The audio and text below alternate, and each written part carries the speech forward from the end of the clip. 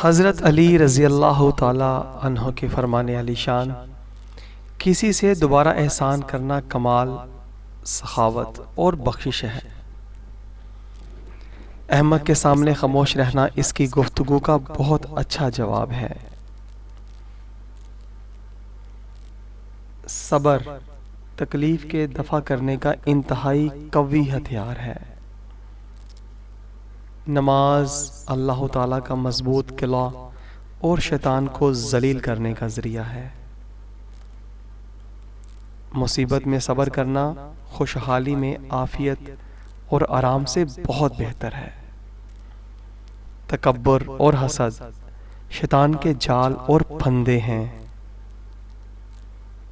مومن کی عادت میانہ روی اور اس کا طریق راست روی ہے۔ احسان جتلانا اور منت رکھنا نیکوئی برباد کرتے ہیں۔ غصہ ایک سخت دشمن ہے، پس تم اسے اپنے نفس پر قدرت نہ دو۔ طول عمل اعمال کو بگاڑتی اور زندگی کو خراب کرتی ہے۔ سچائی نجات بخشتی ہے اور جھوٹ ہلاک کرتا ہے۔ پرہیزگاری گناہوں سے بچنے اور پاک دامنی کا ذریعہ ہے۔ اعمال صالح کے سوا کوئی چیز آدمی کا ساتھ نہیں دیتی۔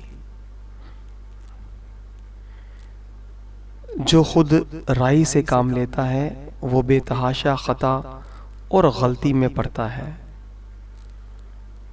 سخی وہ ہے جو لوگوں کے ساتھ نیک سلوک کرے۔ خواہش پرستی تمام مسائل کی بنیاد اور حیا بزرگی کا کمال ہے۔